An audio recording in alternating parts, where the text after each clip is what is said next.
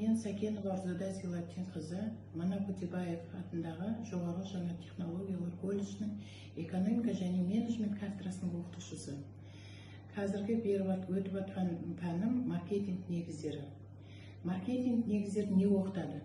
Нарықтағы қатаң бәсеке, халықтың төлем қабілеттілігінің әлі де болса төменділігі, кәсіпорынның айналым құралдарының жеткіліксіздігі, өндірістік шығындардың үнемі өсуі, отандық өнімнің бәсекеге қабілеттілігін төмендетіп өткізуді қиындатуда. Осы және басқа проблемаларды шешу нарықты дамытатын қозғаушы күштер мен тәсіл құралдарды түсінуге бағытталған ұйымның қазіргі бизнес философиясы деп аталып жүрген маркетингті дұрыс тиімді пайдалануға тікелей байланысты.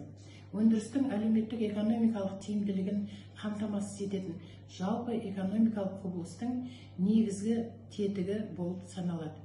Қазақстанның қазіргі нарықтық экономика жағдайындағы кәсіпорындарды басқару мәселелерін талдай отырып, маркетингті жетілдіру бағыттары мен даму ерекшеліктерін анықтау, отандық өнімнің табыстылығы мен бәсекеге қабілеттілігін қамтамасыз етуге маңызды болып табылады.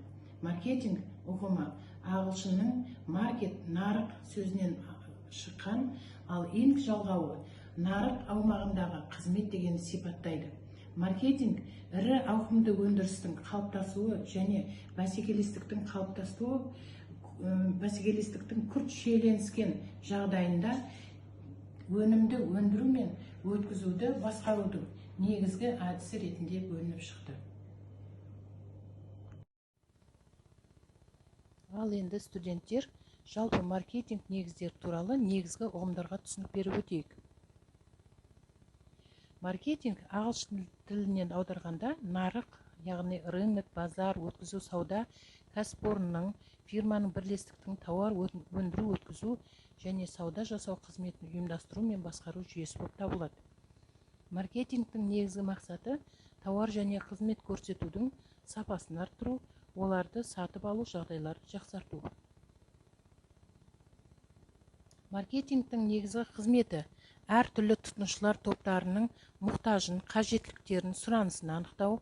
Екіншіден, тұтынушыға керекті және қажеттілігін қанағаттандыратын тауар шығару. Үшіншіден, тауардың құндылығына сәйкес тұтынушыға қолайлы және өндірушіге пайданы жеткілікті деңгейде қамтамасыз ететін баға қою. Өндірген тауарды тұтынушыға ең пайдалы және ыңғайлы арнамен жеткізуді анықтау, нарыққа сұранысты қалыптастыруға және өтімді ынталандыруға белсенді әсер ету жолдарын табу болып табылады. Маркетингтің негізгі міндеттері: нарықты егжей-тегжейлі зерттеу, клиенттердің қалауын терең талдау, нарықтағы баға белгілеу жүйесін мұқият зерттеу және ұйымның баға саясатын әзірлеу, бәсекелестердің қызметін талдау, компанияның тауарлары мен қызметтердің ассортиментін құру, сұранысқа сәйкес тауарлар мен қызметтерді шығару, сервистік қызмет көрсету және маркетингтік коммуникациялар. Маркетингтің негізгі принциптері: өндірістің түпкі нәтижесіне жетуге ұмтылу, тауарларды нарыққа тиімді өткізу және алға қойған мақсат пен міндетке жету үшін бағдарламалы мақсатты әдіс пен кешенді әдістік қатынас жасау, нарыққа икемделудің стратегиясы мен тактикасын бірлікте және өзара байланыста қолдану, кәсіпорынның жұмысын шұғыл нәтижеге емес, ұзақ мерзімді нәтижеге бейімдеу.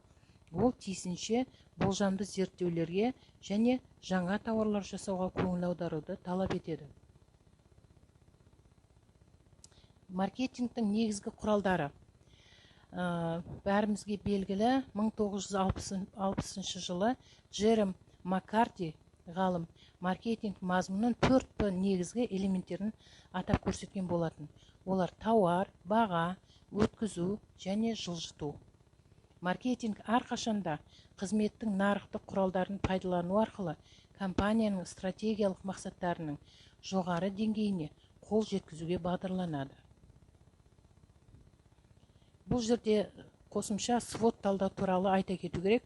Свот талдауының мақсаты фирманың немесе кәсіпорынның бәсекелестеріне қарағандағы күшті және әлсіз жақтарын, сонымен қатар оның қызметіне әсер ететін сыртқы факторларды анықтайды. Бұл талдау компания жағдайын анықтап, мүмкіндіктерін арттыру үшін төнген қауіптер мен әлсіздіктерді азайтып, қандай бағытта жұмыс істеу керектігін анықтайды. Ішкі факторларға күшті әлсіз жақтары жатады, яғни ішкі элементтер сатып алушыларға байланысты қарастырылады. Олар шектеліп қысқартылуы мүмкін. Ал сыртқы факторлар, мүмкіндіктер, қауіптер, сыртқы элементтерге ортаның әртүрлі салаларына байланысты факторлар жатады.